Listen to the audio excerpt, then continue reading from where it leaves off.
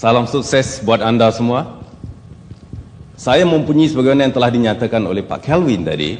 Apabila saya diminta untuk mengetuai Keling di Indonesia ini, saya mempunyai satu visi, satu kepercayaan bahwa ini adalah satu peluang bagi saya untuk memberi satu tunjuk ajar yang seharusnya dilakukan oleh mereka-mereka yang khususnya mau berjinak-jinak ataupun terlibat di dalam industri MLM ini.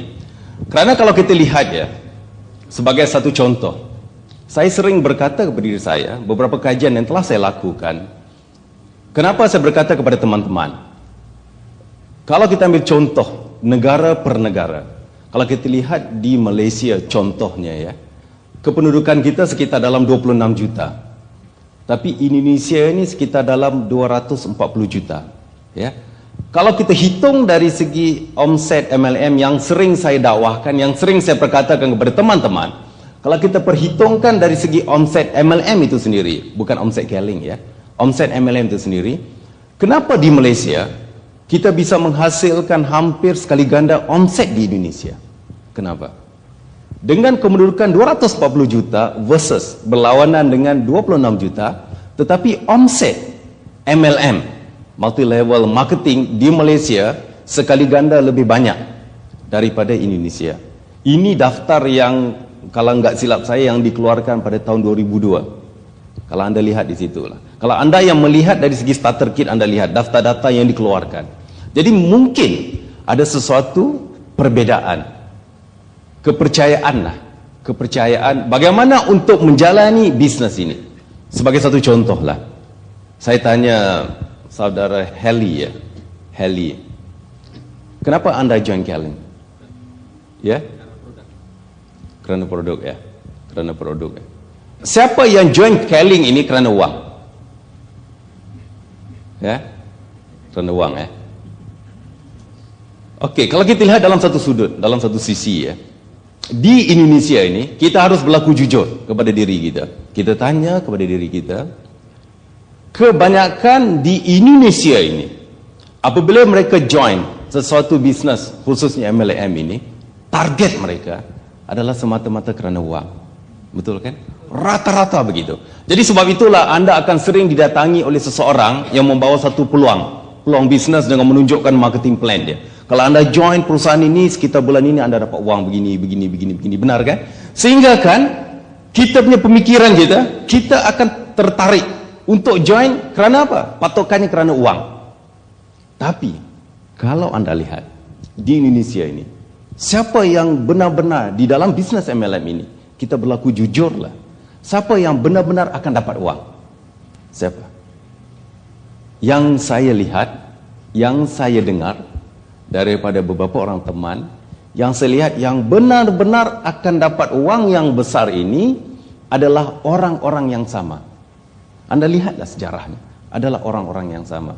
Sebagai satu contoh, dia pernah sukses. Si A ini pernah sukses di dalam satu perusahaan, pernah mendapat sekitar mungkin 100 juta, mungkin 200 juta per bulan. Kemudian satu ketika nanti dia akan berpindah ke satu perusahaan B gitu.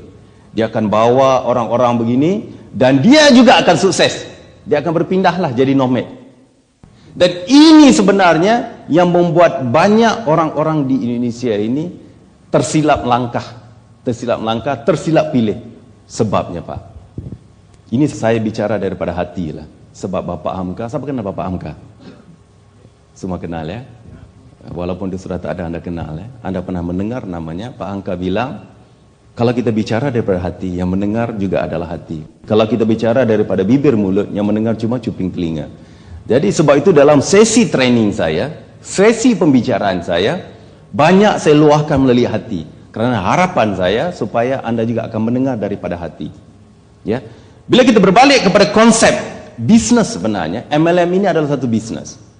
Dan bila kita bilang tentang bisnes, sebab itu yang sering saya dakwahkan, yang sering saya berkatakan kepada teman-teman, di dalam Keling kita tidak akan mengajar anda untuk mencari uang, enggak.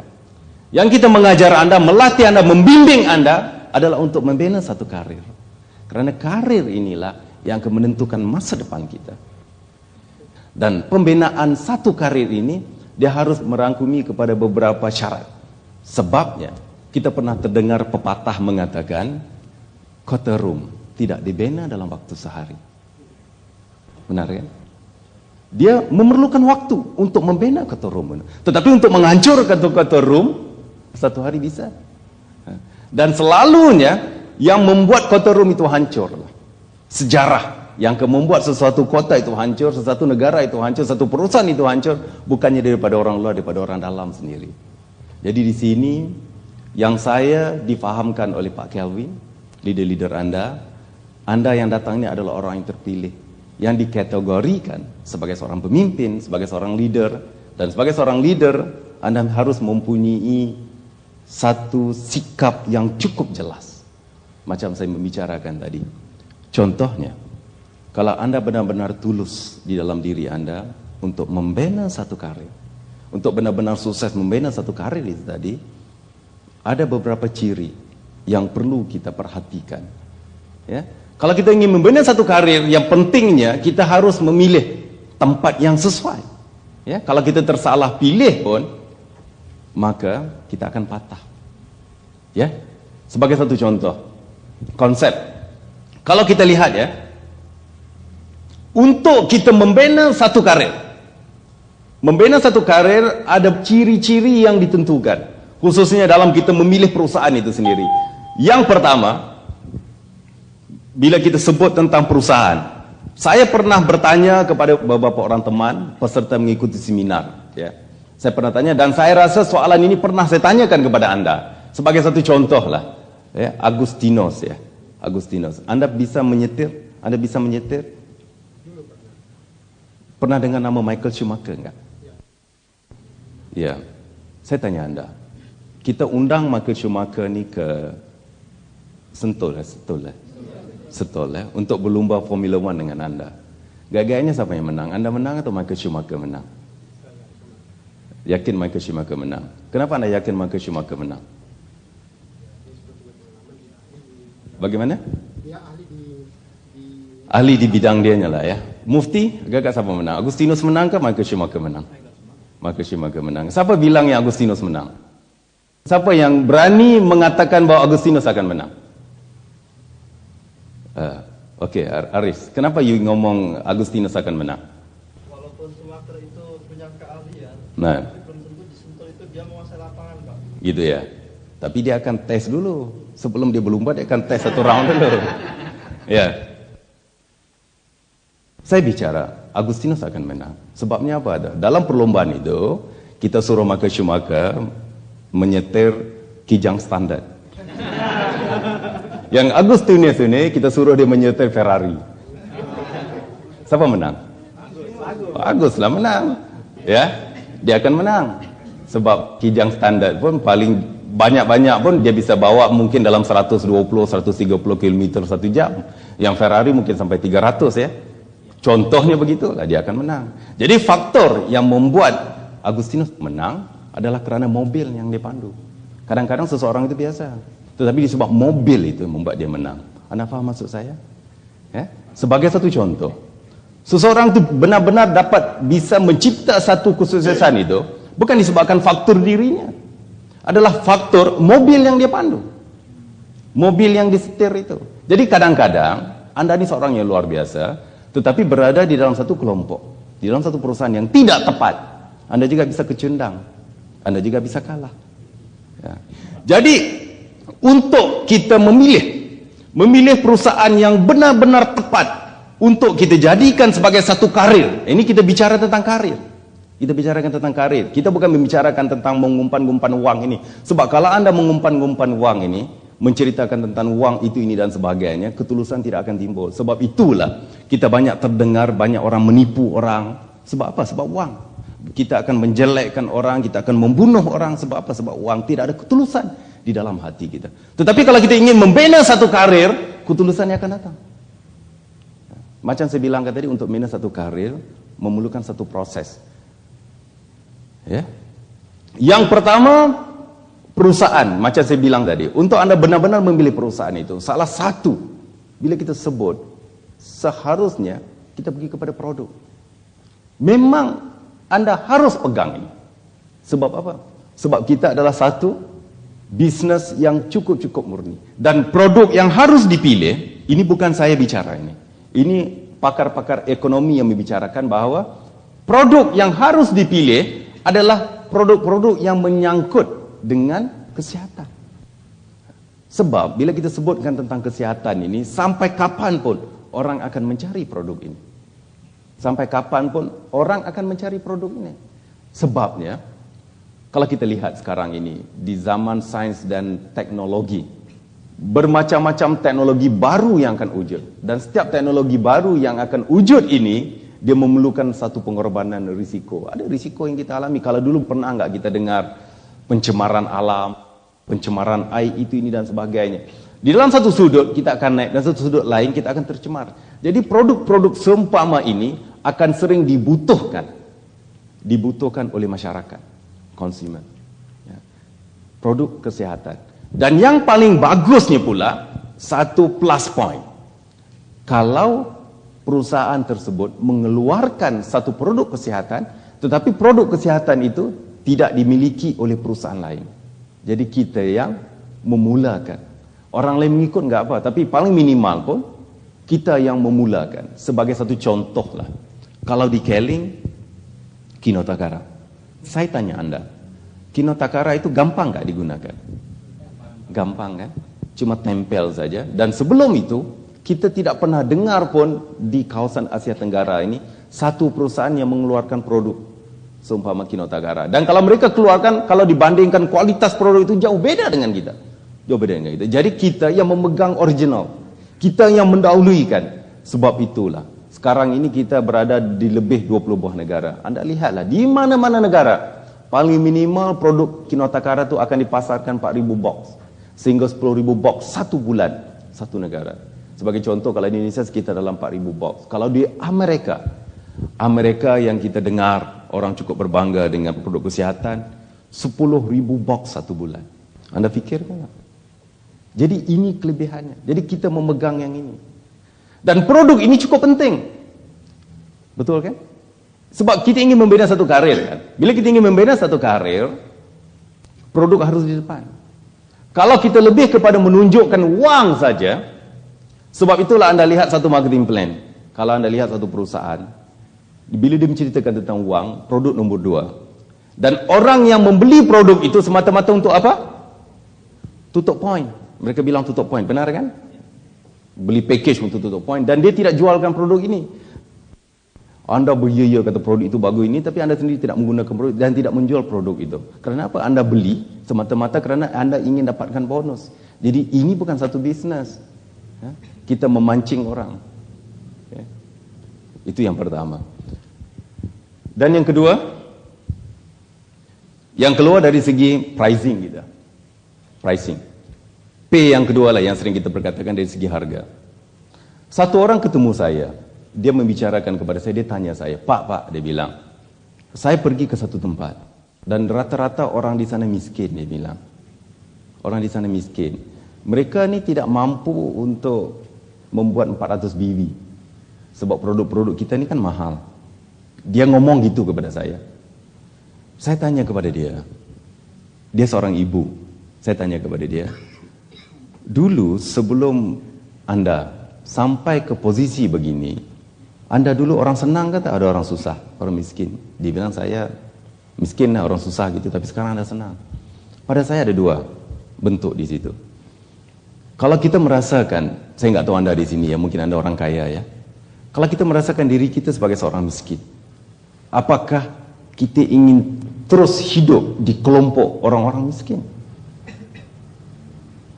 Dan apa pengorbanan yang harus dilakukan oleh orang miskin untuk menjadi orang kaya?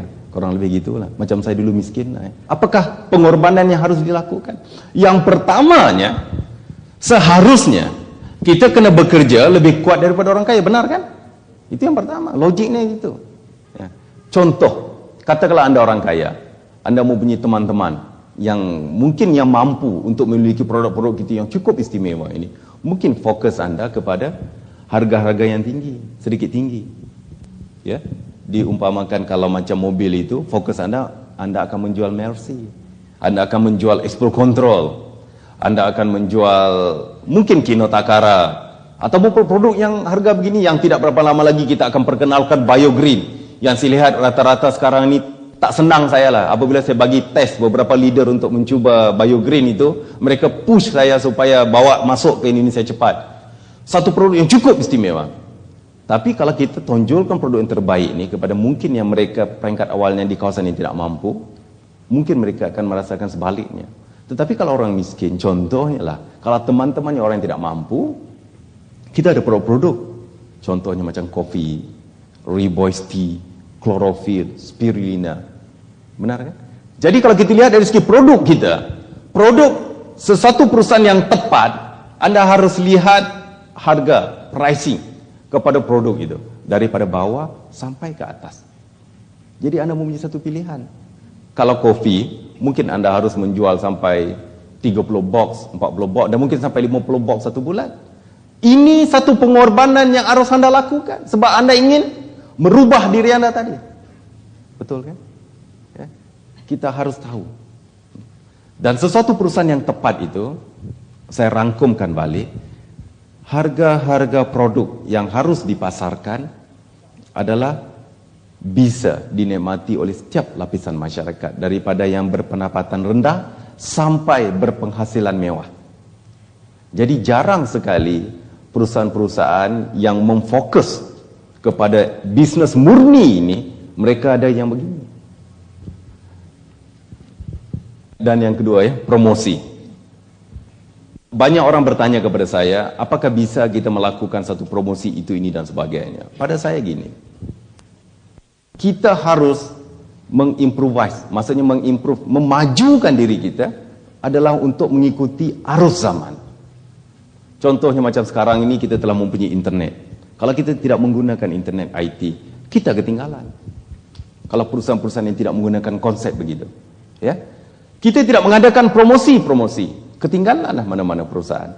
Jadi kalau kita lihat, kalau kita pergi kepada mana perusahaan, kita ngecek apakah perusahaan tersebut sering mengadakan promosi-promosi terhadap produk-produk yang dia pasarkan. Seumpama macam kalau kita ambil contoh di Keling, kita sering mengadakan promosi, sehingga kan Anda melakukan 400 BV, Anda mendapat voucher, Anda beli 6 produk, dapat itu, ini dan sebagainya. Jadi promosi untuk membantu Anda sampai ke sesuatu tahap itu tadi. Itu poin yang dibilang sini, poin yang kedua, ya. Dan poin yang ketiga, marketing plan. P yang ketiga itu yang kita bilang plan. Coba kita kenang kembali. Banyak perusahaan-perusahaan MLM, kalau di Indonesia ini, mereka akan menawarkan satu plan yang berbagai-bagai. Tetapi coba Anda dengan hati yang begitu tulus sekali, Anda renung sesuatu plan. Sejarah telah membuktikan plan yang benar-benar bisa bertahan lama, yang bisa dibikinkan satu karir ini adalah satu plan yang dinamakan break-away system. Ini yang benar-benar murni ini tadi, ya. Dan dalam kita mengkaji break-away system ini, kita kaji pula, apakah ada satu perusahaan yang menawarkan kepada kita satu double plan, sebagaimana yang telah diberikan oleh perusahaan Keling kepada Anda, ya. Ada orang bertanya kepada saya, 400 BV ini adalah satu maintenance atau diibaratkan tutup point yang cukup tinggi, yang kadang-kadang sulit untuk dikerjakan. Saya tanya kepada Anda kembali. Yang pertama tadi, apakah Anda ingin berbisnes? Yang kedua, apakah Anda ingin memanage satu karir? Ya. Betul kan? Kalau benar-benar Anda ingin berbisnes, memanage satu karir, Anda harus lalui. Dan apatah lagi kalau kita pergi kepada produk kita ini kebanyakan rata-ratanya lebih daripada memberikan satu BV yang cukup tinggi. Sebab itulah kalau Anda lihat seorang yang mempunyai satu posisi manajer di Keling dengan manajer di satu perusahaan X, contohnya gitu, penghasilan mereka pasti beda. Saya tanya Anda, banyak daripada perusahaan yang meletakkan bahawa tutup point mungkin kecil, 50 BV, 100 BV, ada kan?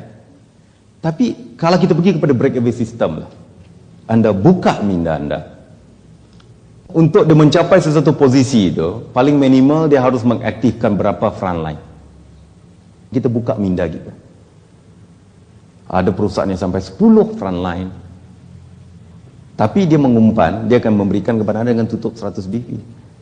Dan dia akan menceritakan bahawa beberapa leader yang telah mencapai satu kesuksesan dengan penghasilan yang cukup besar. Betul kan? Kita minta anda mengaktifkan 3 hingga 5 frontline pun, anda pun sudah hampir pusing. Apatah lagi kita minta anda mengaktifkan 10 frontline. Tapi saya percaya ada orang yang sukses, leader-leader yang luar biasa ni. Tadi yang saya bilang tadi, pemimpin-pemimpin awal ni, tadi nama-nama awal ni, mereka akan sukses. Tapi berapa orang yang akan sukses? Cuma sedikit. Bila sedikit yang sukses, pastinya wang mereka besar lah. Sebab contohnya Crown Ambassador di Indonesia cuma 5 orang sajalah. Pasti Crown Ambassador ni akan mengaut segala untung-untung yang anda pasarkan ini, yang anda bikin ini. Jadi tidak lahirlah pemimpin-pemimpin baru, pengikut banyaklah. Macam saya bilang tadi lah, ini plan. Jangan terpedaya dengan plan. Plan itu telah disetkan sedemikian rupa, memudahkan kita. Jangan anda minta lagi. Sesuatu plan yang telah dilakukan ini, telah kita buatkan yang terbaik. Kita tahu, rata-rata orang Asia Tenggara khususnya, mereka tak bisa manage orang. Kebanyakannya. Manage diri sendiri pun sulit, apatah lagi itu memanage orang.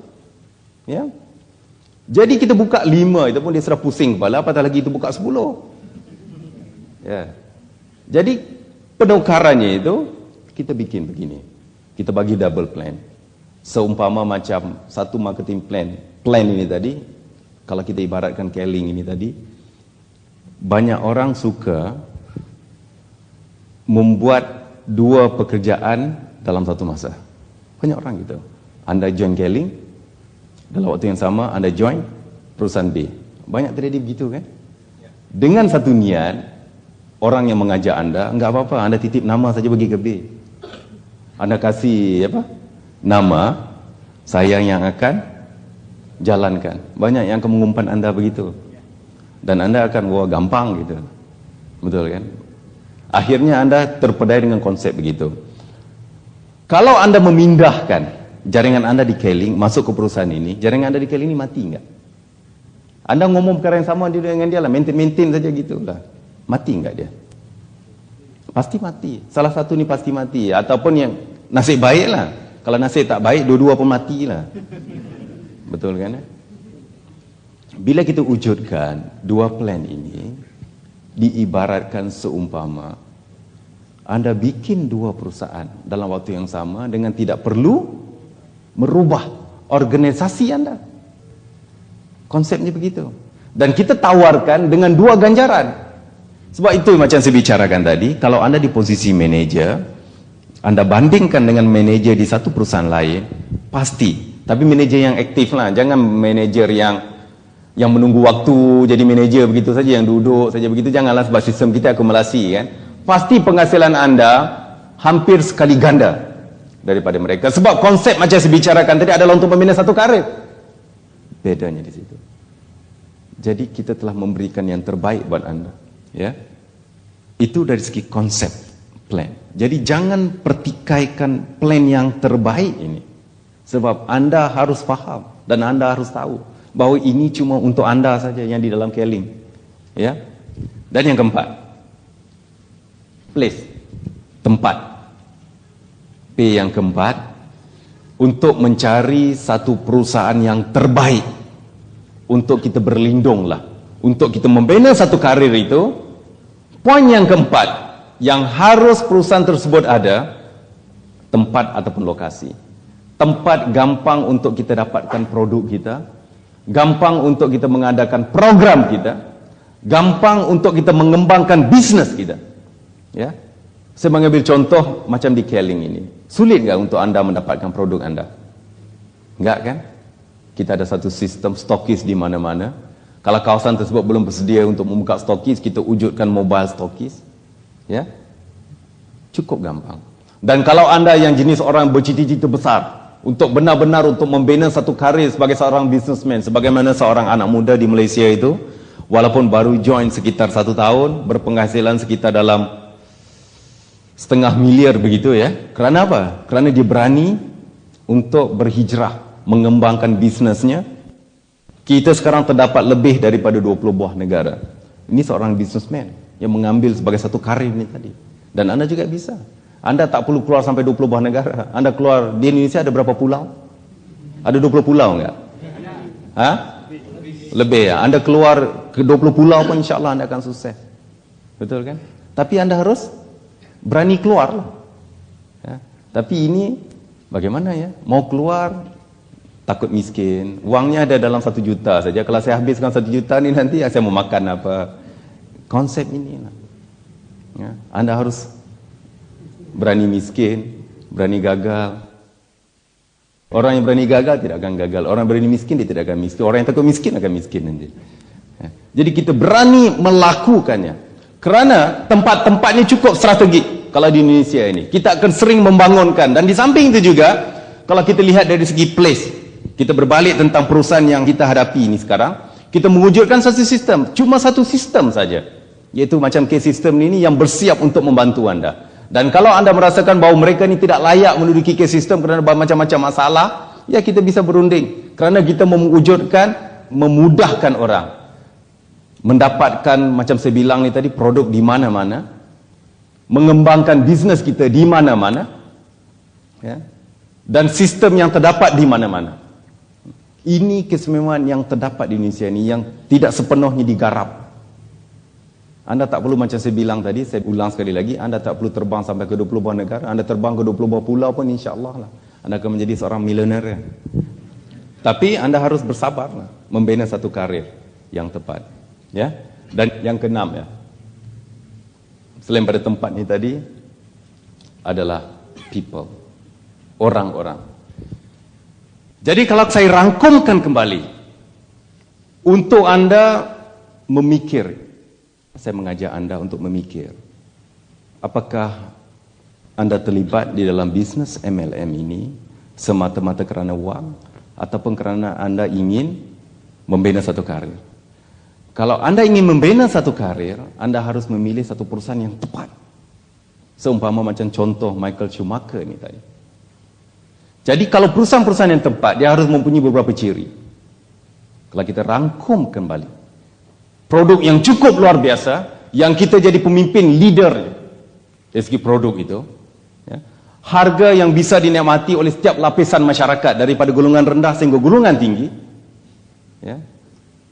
Plan yang gampang untuk dinikmati kepada orang yang benar-benar berusaha dan cukup utuh kukuh lah, yang satu ketika nanti bisa dijadikan satu passive income. Sebab kita membicarakan tentang karir, tak? Karir ini dia akan bertahan lama sampai kapan-kapan. Plan yang bukan untuk menipu orang, bukan menjanjikan sesuatu yang mimpi, yang realitas. Lokasi yang terdapat di mana-mana. Jadi kalau kita rangkumkan kembali, kalau anda benar-benar tulus, anda benar-benar jujur, banyak terdapat perusahaan MLM, bukan saja di Indonesia, malah di dunia sekalipun. Mereka mungkin mempunyai 2 ataupun 3 ciri tersebut, tetapi tidak merangkumi kepada semua. Tapi kalau anda benar-benar lihat, di mana kedudukan Keling itu yang menjadi pilihan anda? Dia mempunyai segala-galanya. Produk itu yang cukup terbaik, sehingga kan tidak ada siapa yang mempertikaikan. Harga yang bisa dinikmati oleh setiap lapisan masyarakat. Promosi yang sering kita lakukan pada setiap bulan, kerana kita faham kita harus membantu anda, membimbing anda dengan training-training yang sering kita adakan, sehingga ada merasakan kok enak yang masuk di Keling ya. Nanti sebagai seorang presenter bisa dibiayai oleh Keling gitu ya, oleh K-System, cukup enak, memang enak lah ya. Lagi apa? Dengan marketing plan kita yang cukup benar-benar terbukti, sehingga kan ada satu Crown Ambassador di Indonesia ini, walaupun omsetnya sekitar 500,000 BV, tetapi penghasilannya berapa? 140 juta. Ini luar biasa. Nah, marketing plan kita yang cukup global. Dan kalau anda hayati, sememangnya Keling is the best untuk pilihan anda. Tetapi kalau Kelly is the best. Tapi kalau Kelly is the best, kita memerlukan orang yang the best people. Jadi tanya balik pada diri anda, adakah anda ni the best people untuk menduduki satu perusahaan yang the best? Ini berbalik tentang kepada karir ini tadi. Kalau anda benar-benar tulus untuk membangun satu karir, insya-Allah. Contohnya, yang pertama, bila kita sebut tentang people ini tadi, kita harus kaitkan dengan leader. Ya. Salah satu sikap yang perlu ada dalam diri kita, orang bilanglah leader yang benar-benar bagus ini tadi, salah satunya adalah karisma. Kita sering dengar orang membicarakan tentang karisma, ya. Karisma sebagai seorang pemimpin, sehingga apabila dia berjalan saja kita pandang dia cukup, kita kagum dengan dia. Karisma ini satu sikap kepemimpinan yang tersedia ada pada diri dia. Yang apa yang dia lakukan, dia banyak berhubung kaitkan dengan orang lain. Care, peduli kepada orang lain. Ya. Yang dia lakukan bukan melalui pembicaraan, dari segi tindakannya. Banyak leader-leader ini yang membuat seseorang itu gagal, banyak daripada kita ini bisa membicarakan saja. Tetapi kalau untuk melakukan sesuatu, seringnya kita lebih mementingkan diri kita. Ini enggak bisa lah. Tetapi di dalam membina satu karir ini, kita harus mempunyai satu konsep. Care kepada people. Ya. Jangan kita menyalahkan orang lain, sebagaimana cerita serigala dengan mangga, ya. Tahu buah mangga? Ya. Serigala itu, dia kepingin untuk memakan buah mangga. Buah mangga yang sedang masak random. Memang dia tahu bahawa mangga ni cukup manis. Dia lompat sekali, enggak bisa dapat. Mangga di pohon itulah. Lompat kali kedua enggak bisa dapat. Lompat kali ketiga enggak bisa dapat. Akhirnya ditinggalkan mangga itu dengan dia berkata, nasib baik aku tak dapat mangga itu. Sebab mangga itu pasti masamnya. Ya. Dia akan menyalahkan orang lain di atas kegagalannya. Ya. Dia care, betul-betul melakukannya. Ya. Itu karisma. Banyak yang terdapat sekarang ini, orang bisa berbicara melalui mulut, tetapi tindakannya tidak ada. Ya. Tapi yang kita lihat ini, apa yang dibicarakan melalui mulut itu yang dilakukan. Ya. Dan yang kedua, berani. Berani untuk merubah masa depan. Anda berani memilih untuk fight di dalam Keling ini sebagai satu contoh. Anda berani untuk meninggalkan keluarga anda, seumpama kata pepatah, sayangkan isteri ditinggal-tinggalkan, sayangkan anak dipukul-pukulkan. Ya. Berani untuk keluar, berani untuk merubah masa depan. Sebagaimana yang saya bicarakan tadi, berani gagal, berani miskin. Kalau orang yang berani miskin ini, dia tidak akan miskin. Dia bilang, kok Pak Razi ini gila ya? Saya takut miskin, saya mau kaya. Saya bilang, maksud saya itu, kalau berani miskin itu contohnya, anda mempunyai katakanlah uang 1 juta gitu lah. Anda benar menggunakan uang ini untuk membangun karir anda. Ada orang ni kalau saya gunakan nanti habis langsung, pasti uang ni akan habis. Anda simpan pun dia akan habis juga. Tapi kalau anda gunakan dengan cara yang benar, insya-Allah dia akan benar-benar menjadi uang, akan benar-benar menjadi suksesnya. Ya. Sebabnya untuk sukses ini sebenarnya gampang. Ada 2 perkara saja, iaitu tujuan yang jelas dan keinginan yang membara untuk mencapai tujuan tersebut. Jadi anda harus mempunyai satu keinginan anda yang cukup jelas. Kenapa anda join, memilih untuk full time di dalam bisnes MLM ini? Apa sebenarnya keinginan anda? Apa sebenarnya tujuan anda? Apakah tujuannya macam Heli bilang ni tadi, sebab produk ni cukup baik, tujuan saya join Keling itu seumpama supaya saya dapat bisa beli produk Keling dengan harga yang murah? Ataupun tujuan yang cukup jelas bahawa ini adalah satu peluang bisnes yang cukup baik, aku harus melibatkan diri di dalam bisnes ini untuk benar-benar dapat membina satu karir untuk sukses. Tujuan itu harus jelas, kerana tujuan yang jelas bisa membakar keinginan anda. Seumpama seorang pria, tujuannya cukup jelas sebab dia benar tertarik untuk menikahi seorang perempuan itu. Jadi di situ keinginannya cukup membara. Dia bakar keinginannya dan insya-Allah akan tercapai. Jadi anda harus benar-benar mempunyai satu tujuan yang benar-benar jelas. Dan di sini bakarlah keinginan anda. Ya. Salah satu sikap integritas. Adakah anda mempunyai, kalau dalam bahasa Inggris integrity, jujur. Seorang integritas macam saya bilang tadi, cakap serupa bikin. Apa yang anda komitkan, itu yang anda akan lakukan. Ya. Selain pada integritas, ketulusan anda, ya, ketulusan untuk benar-benar membina bisnes ini sebagai satu karir demi masa depan anda, masa depan family anda, masa depan teman anda, masa depan contohnya negara.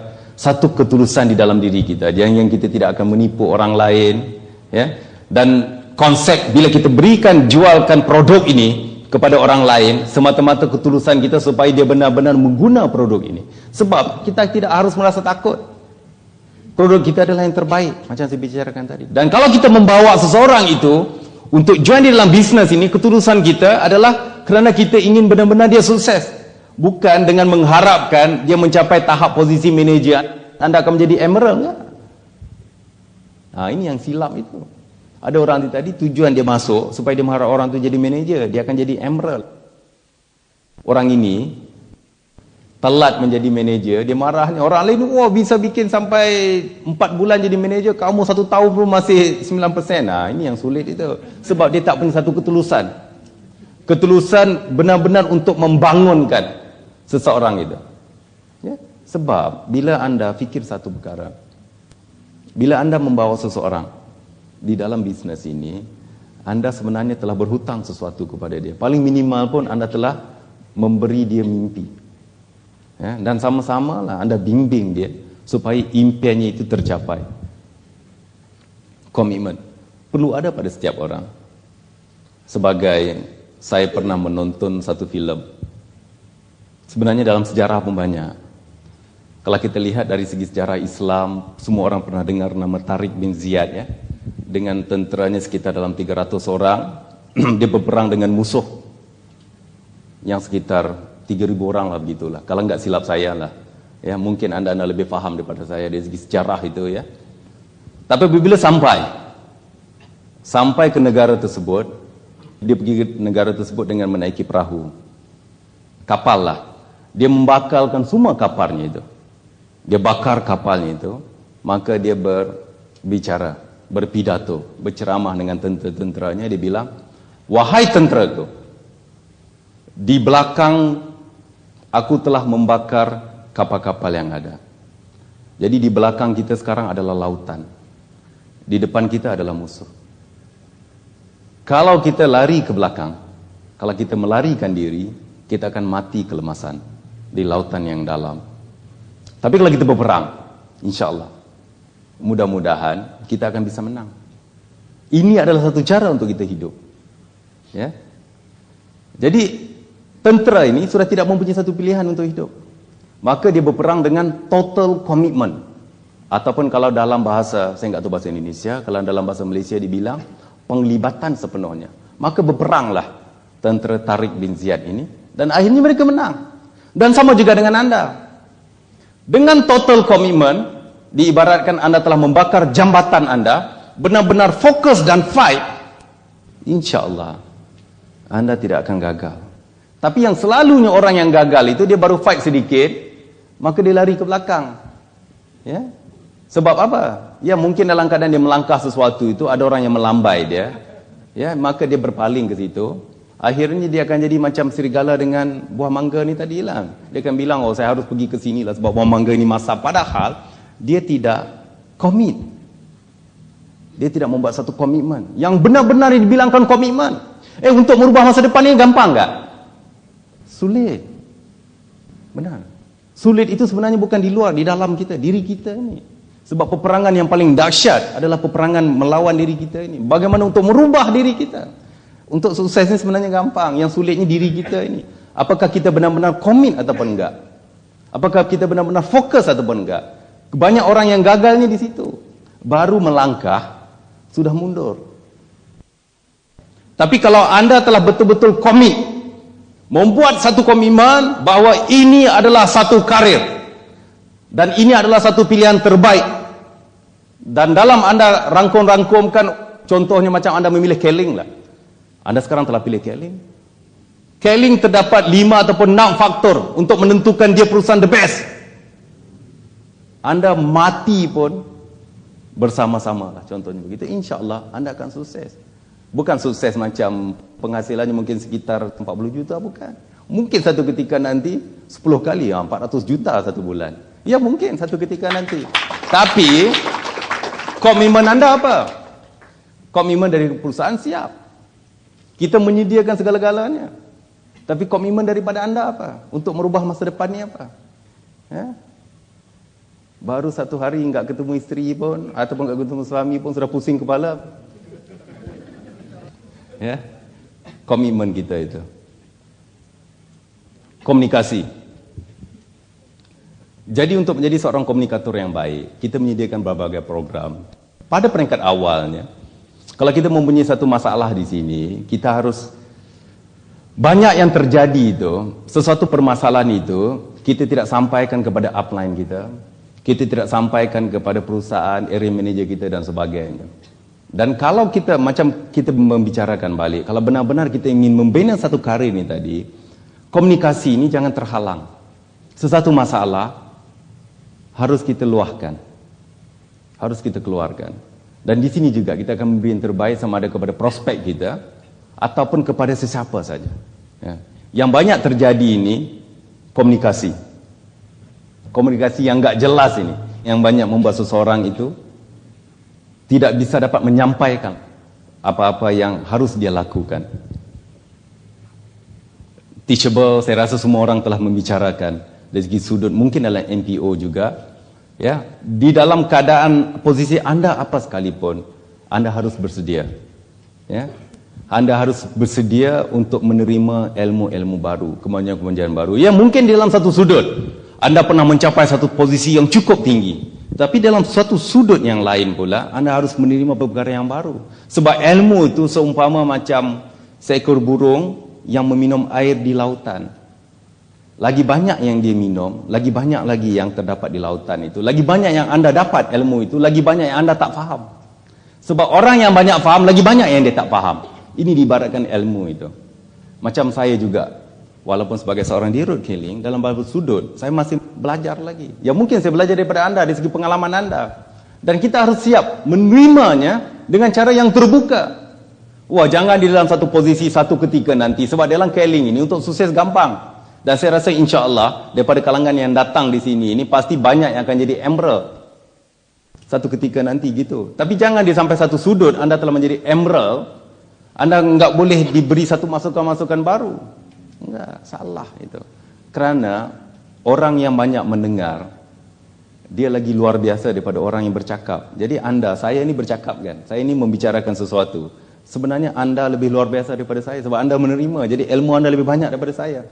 Jadi ingat tu, sebagai seorang teachable, anda harus menerima. Bukan satu perkara yang hina, bukan satu perkara yang jelek sebenarnya. Apabila anda diberikan satu masukan-masukan baru, anda diberikan satu pengetahuan baru, walaupun perkara tersebut anda mungkin tahu, tapi dengar dulu, mungkin berbeza. Jadi ini harus ada kepada setiap yang ingin menjadikan ini sebagai satu karir. Ya, sebab tujuan Keling ini, kita bukan untuk melahirkan pemimpin-pemimpin lama, enggak.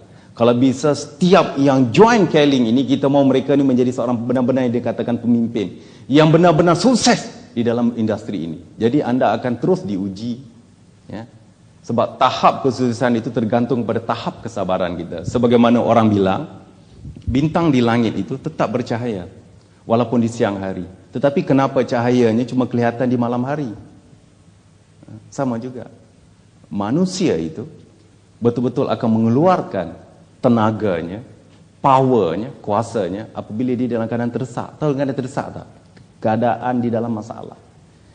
Dan semua daripada kita ni sekarang ini dalam keadaan masalah. Masalah mungkin dari segi ekonomi kita, masalah tu masalah ini. Jadi keluarkan tenaga anda. Selalu meletakkan diri anda dalam keadaan yang orang-orang yang terdesak. Dan insya-Allah orang yang terdesak inilah yang akan sukses. Janganlah kita sombong. Ya. Jadi, bapak-bapak, ibu-ibu, teman-teman sekalian, apabila kita merangkumi kepada apa yang saya bicarakan sebentar tadi, kita dapati bahawa untuk membina satu karir di dalam bisnes MLM ini, kita harus pergi kepada satu perusahaan yang tepat. Kalau kita diberi pilihan untuk bergabung dengan perusahaan yang the best, yang terbaik, apakah kita harus menolak? Dan untuk mencari satu perusahaan yang terbaik, the best itu tadi, beberapa ciri yang telah saya katakan kepada anda. Dan yang enaknya, Keling memenuhi segala ciri. Bukan memenuhi, malahan melampaui, melebihi daripada ciri yang tersebut di atas. Jadi, Keling is the best. Anda berada di satu perusahaan yang the best. Harapan saya supaya juga Anda is the best people untuk bersama perusahaan the best ini.